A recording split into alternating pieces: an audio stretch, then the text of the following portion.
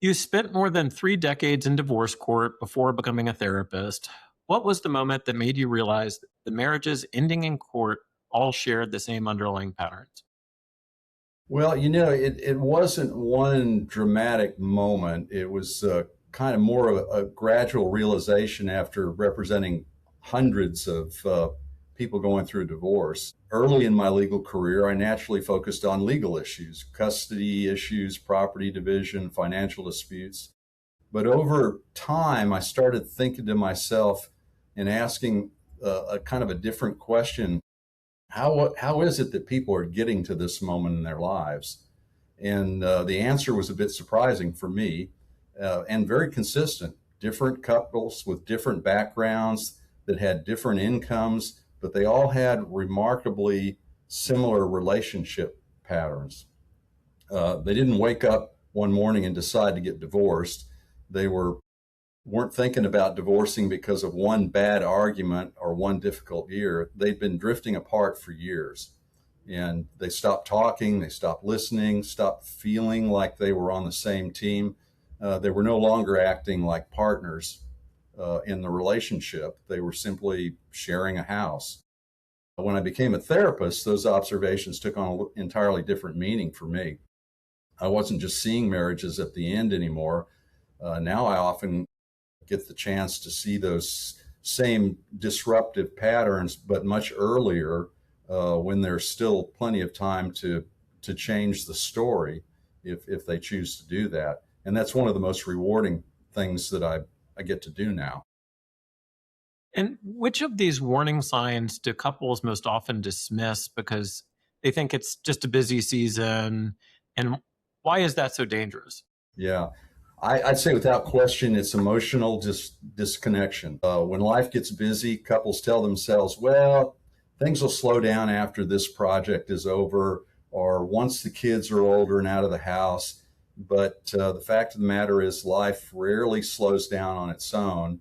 And those busy seasons end up becoming busy years.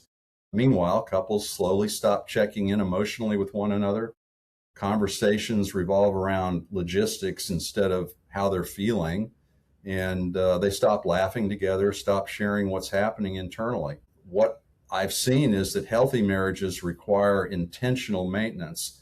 As we were talking about earlier, we would never expect a house, a business, or even our physical health to thrive without regular attention. Yet many people assume their marriage should without that kind of attention. The couples who I found stay connected aren't necessarily the ones who have fewer responsibilities. They're usually the ones that protect the relationship in the middle of those responsibilities by actively working on it and paying attention to one another, opening up emotionally to one another, and having difficult conversations rather than, sticking those under the rug for another day.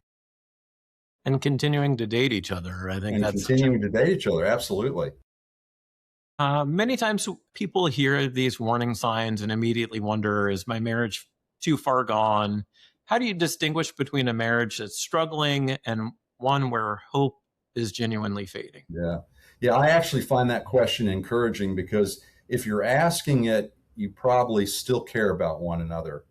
Uh, Look, every marriage has its struggles. That's a normal part of any committed relationship. What gives me hope is when people are still willing to lean in, to have the hard conversations, to own their part of the difficulties, and to try something different. That's when I'm encouraged. The thing that worries me isn't conflict. That happens in every relationship. It's indifference. When couples stop trying together, that's when we really have to pay attention. When somebody no longer cares enough to talk, to repair, to apologize for things that they've said in an argument, that's a much more serious sign. Often indifference reflects that emotional resignation. It's not that we hate each other, it's that we just stop believing the relationship can change. If every couple listening today could start doing one thing this week to strengthen their marriage, what would you tell them to do first? I'd tell them to spend time, to spend just 20 minutes uninterrupted time together every day. not talking about kids, not talking about schedules, not talking about finances or household responsibilities. Just be curious about one another. Ask questions like, what's been on your mind this week? What's something you're excited about? What's been stressful for you today? How can I support you better? Then do something that's becoming increasingly rare in marriages and in most relationships. Listen without trying to fix it, without defending your position, and without interrupting. I'm guilty of that myself. That happens in my own relationship with my wife.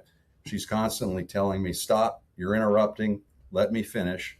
And of course, for men especially, there's this tendency to want to fix the problem. And we just have to stop trying to do that. Most people don't feel deeply loved because someone solved their problems. They feel loved because someone made them feel understood.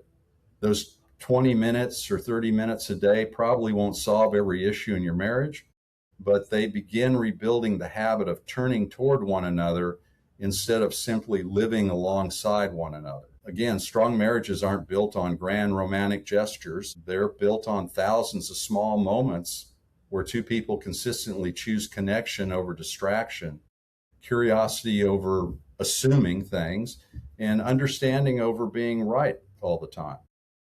Yeah, and one last thing in hearing you say that comes up for me too is it's so important for couples to not rehearse unfairness, of the relationship, because it's so easy to rehearse that in their heads of frustration with a partner of like they're doing this because XYZ.